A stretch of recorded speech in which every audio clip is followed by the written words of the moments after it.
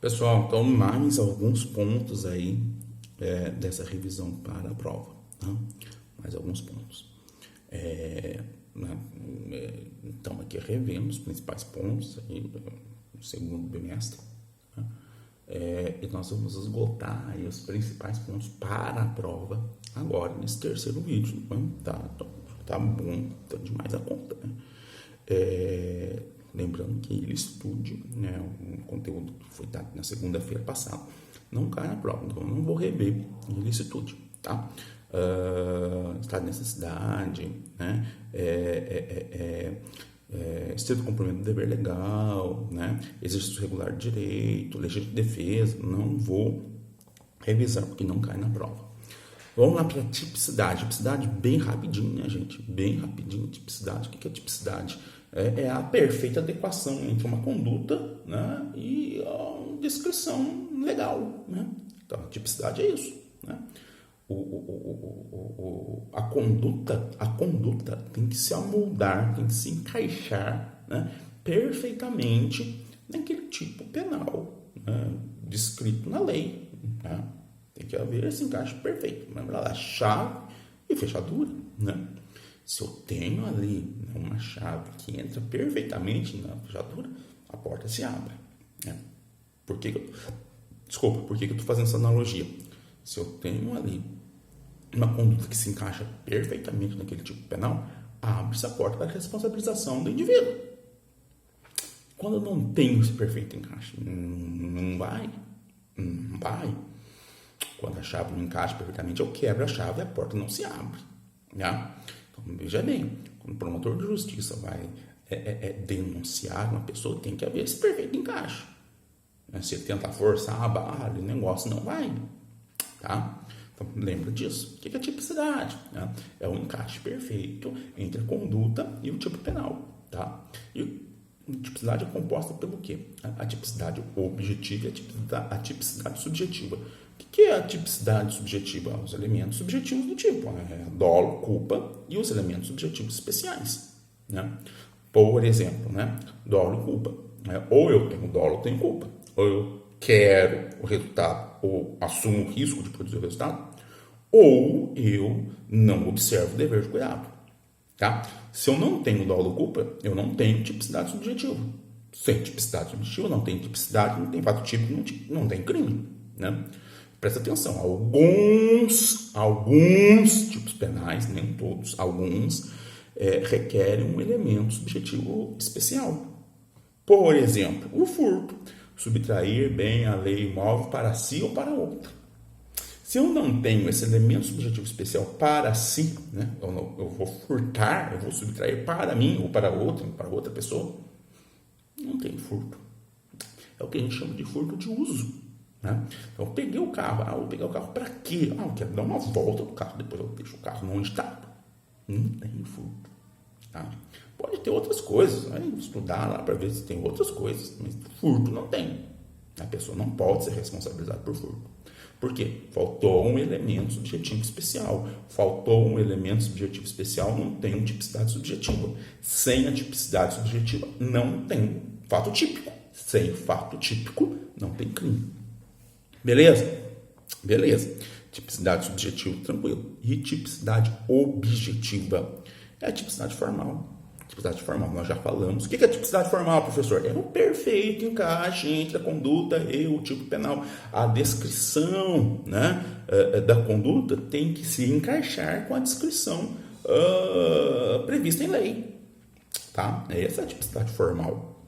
Sem tipicidade formal não tem crime. E o que é a tipicidade material, professor?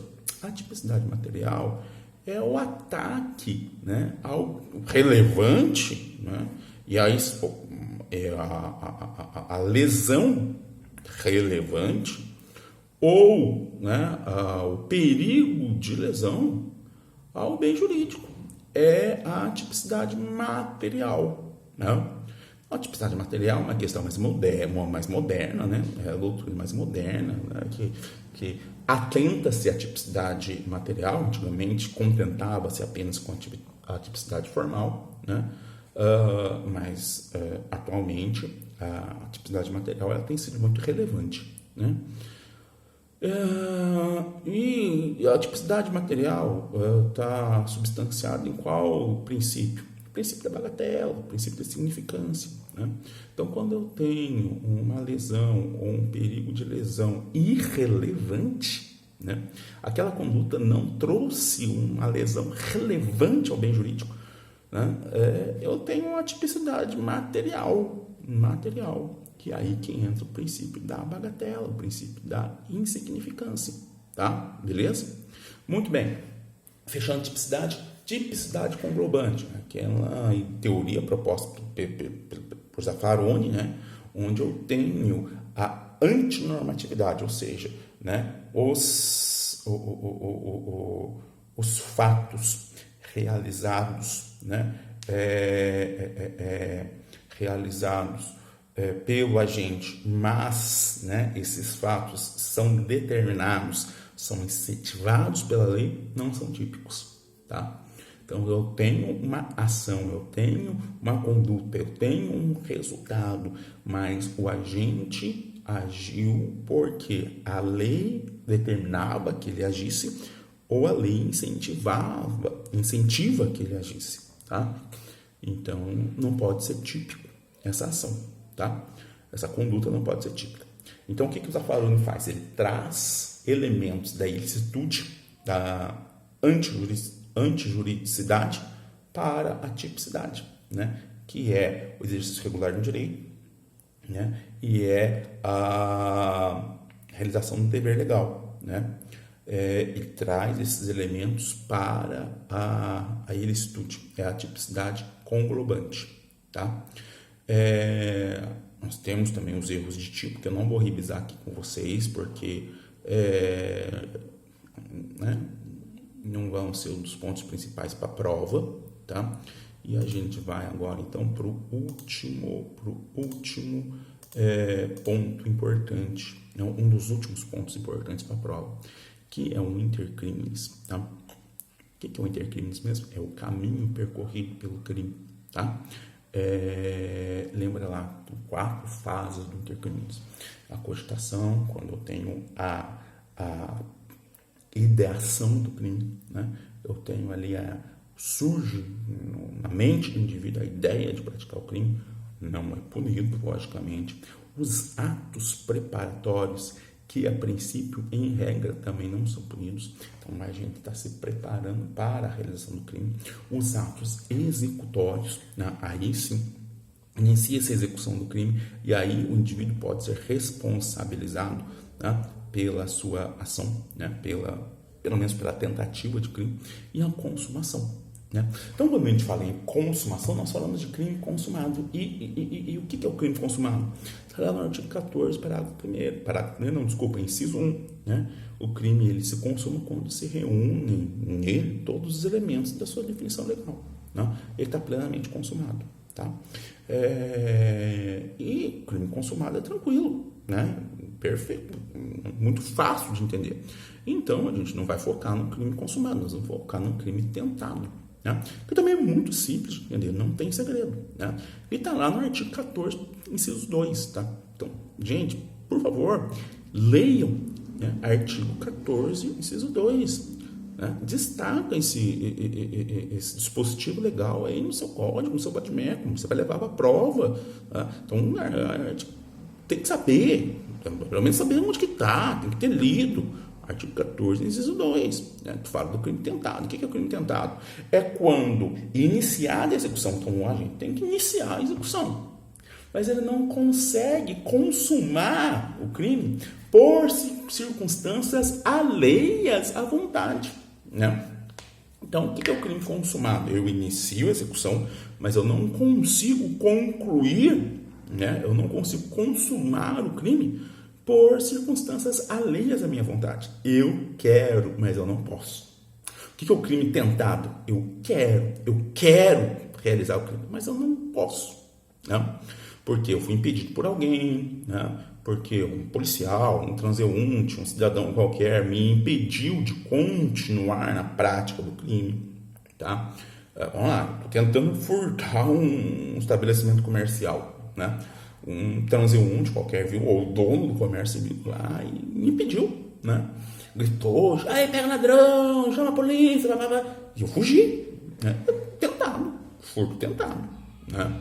Estou, né, na ideia de matar alguém, saquei uma arma, comecei a disparar, as pessoas vieram tomar a arma da minha mão, né? Eu fui impedido, a circunstância alheia à minha vontade, né? E o crime tentado, ele vai ser responsável, o agente que né, não conseguiu consumar por uma circunstância alheia à sua vontade, o crime pretendido, ele vai ser responsabilizado de que forma? Né? Artigo 14, inciso 2, né? Ele vai ser responsabilizado com a pena do crime, né? Do crime tentava realizar, né? Então não tem uma pena, né? Uma pena para o crime tentado, né? Ou tem que olhar qual que é o crime que o agente queria realizar, um furto, né? Um homicídio, tá? Eu vou diminuir essa pena de 1/3 a 2/3. Quanto mais me aproximar da consumação, menos diminui, né? Vai diminuir 1/3. Quanto mais me distancio da consumação, né? Por exemplo, crime de homicídio, eu saquei a arma, apontei a arma, não consegui dar nenhum disparo. Opa, diminuição, né? De 2/3, diminuição é maior. Então, voltando, deixando bem claro, o que é o crime tentado? É quando o agente inicia a execução, mas não consegue concluir por circunstâncias alheias à sua vontade, tá? Circunstâncias alheias. Ele quer, mas não pode. Muito bem. E aí, gente, a gente tem outros dispositivos interessantes. Quais são esses outros dispositivos? Artigo 15. Então, o artigo 15 é um outro artigo que você tem que estudar, né? E o que tem no artigo 15? Tem a tentativa qualificada, né? O que é a tentativa qualificada? É a desistência voluntária e o arrependimento eficaz, né? O que é isso daí? É quando o agente, né, ele não consuma. O que é a desistência voluntária? É quando não tem a consumação do crime por circunstâncias inerentes à vontade do agente. Então, qual que é a diferença da desistência voluntária para a tentativa? A tentativa, o agente é impedido, né? O agente ele não consegue consumar por circunstâncias alheias à sua vontade. E o que é desistência voluntária? São circunstâncias inerentes à sua vontade. Ele não quer continuar. Então, ele desiste de continuar. Ele faz essa decisão, não quero continuar. Ele atira uma vez, né? E não quer continuar atirando. Ele não quer que o crime se consuma. Ele desiste de realizar aquela conduta, tá? Lembrando que o agente ele pode sofrer uma influência externa. Não precisa ser espontâneo, né? Pode ser a própria vítima, pode ser um terceiro. Ele pode, na verdade, não vou consumar esse crime, né? O crime de homicídio tirou uma vez, o cara caiu, ensanguentado, pelo amor de Deus, não tira minha vida, sou pai de família, besteira que eu estou fazendo, né? Desistiu, tá? E o que é o arrependimento eficaz? O arrependimento eficaz é quando o agente conclui todos os atos à sua disposição, tá? Então, presta atenção, qual que é a diferença do arrependimento eficaz, né, da desistência voluntária? Na desistência voluntária, o agente ele não encerra, né, ele não conclui todos os atos à sua disposição. Então, ele tem lá uma arma municiada com seis balas, né? Ele dispara uma vez, né, e ele desiste de continuar praticando o crime, né? Então, ele não esgotou os meios à sua disposição. E o que é o arrependimento eficaz? O arrependimento eficaz é quando ele esgota a execução do crime. Ele executa o crime. Mas, depois de esgotar todos os meios, todas as alternativas que estavam à sua disposição, ele toma uma outra ação, no sentido de impedir que o resultado ocorra, né? Então, ele vai impedir. Ele disparou 6 vezes contra a vítima e colocou a mão na consciência, o que eu fiz, né? E pega aquela vítima e socorre, né? E esse arrependimento ele tem que ser eficaz, a pessoa tem que tem que ser socorro, tem que ser preservada a vida da pessoa, né? Então ele leva para o hospital, né? E consegue fazer uma cirurgia, está em risco, mas consegue fazer uma cirurgia e a pessoa não vem a falecer, né? Então esse é o arrependimento eficaz. Ficou claro, então?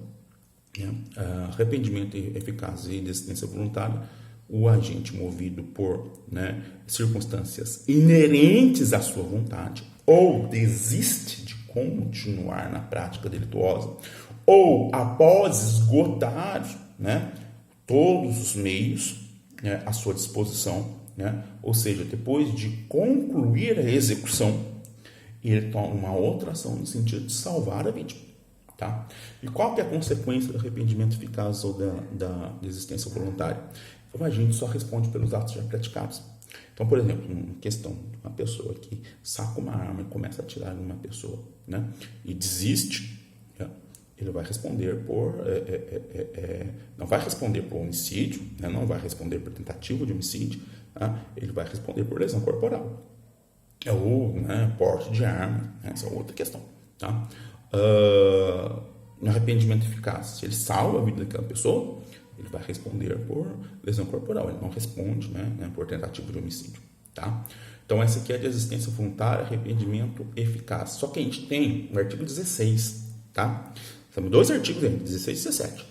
Tá? O artigo 16 é importante, que é o arrependimento posterior. Né? No arrependimento posterior, o agente terá reduzido a sua pena, né, se ele reparar o dano, né, ou restituir a coisa. Tá? Então, se houver reparação do dano ou restituição da coisa até o recebimento da denúncia da queixa, né, a pena do agente vai ser diminuída de 1 a 2/3. Tá? Mas o arrependimento posterior pressupõe crimes cometidos sem violência ou grave ameaça. Presta atenção nisso. Então, leia o artigo 16. Né? Perceba ali que há uma possibilidade do agente ter a sua pena reduzida se ele restituir a coisa ou se ele reparar o dano. Mas o crime tem que ser cometido sem violência ou grave ameaça à pessoa. Tá? Então, por exemplo, o arrependimento posterior, ele pode ocorrer, né, num crime de furto, tá? Mas é difícil ele ocorrer num crime de roubo, tá? Só quando for uma violência imprópria. A gente discutiu em sala de aula, não vou retomar isso daqui, porque vai confundir a cabeça de vocês, tá? Mas um roubo, a pessoa vai lá, agride uma outra pessoa, violência, então não cabe ao arrependimento posterior. Então presta atenção nisso daí. E artigo 17, encerrando finalmente, né, essa nossa revisão. O que é o artigo 17? É o crime impossível. Né? Então não há punição, né, se houver ali uma ineficácia absoluta do meio. Tá? É aquilo que a gente brincou em sala de aula. Pô, meu, que saco, cara chato pra caramba, meu. Eu pego uma folha de papel e começo a bater na cabeça do cara. Morre, não aguento mais você, eu quero que você morra. Cara, é um meio absolutamente eficaz. Não vou levar a morte da pessoa. Por mais que eu, né, queira, por mais que eu tente, a pessoa não vai morrer. Né? Então não há punição para isso. Né? Mesmo se a conduta, né, revelar alguma periculosidade, a gente, olha, ele almeja a morte das pessoas, né? Ele não vai responder, né? Nem por tentativa. Tá? Nem por tentativa.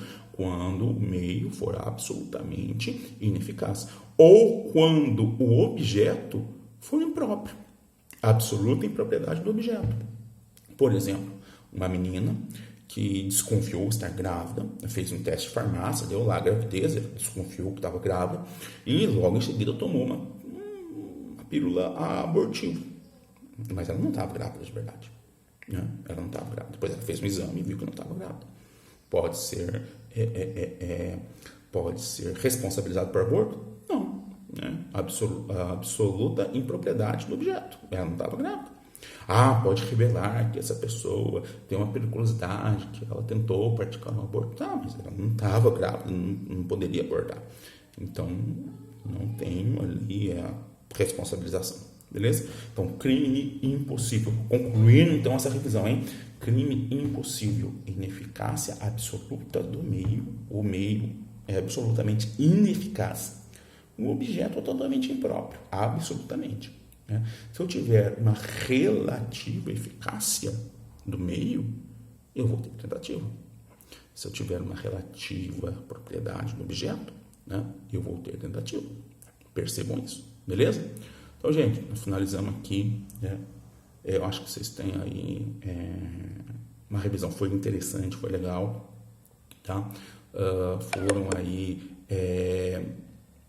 acho que quase uma hora de revisão. Tá? Então, aproveita que não tem aula hoje. Dá uma olhada nessa revisão, dá uma estudada nesses pontos, né, que se vocês se esforçarem, tenho certeza de que não vão ter dificuldade nenhuma na prova, tá? Tem uma semana aí para vocês se prepararem, eu sei que vocês têm trabalhos, eu sei que vocês têm aí outras disciplinas, né? Mas dedicando um pouquinho aí, eu tenho certeza que vocês vão ter um resultado muito positivo, beleza? Abraço aí para vocês, fiquem com Deus, bons estudos, e a gente se vê na próxima segunda. Belezinha? Tchau, pessoal!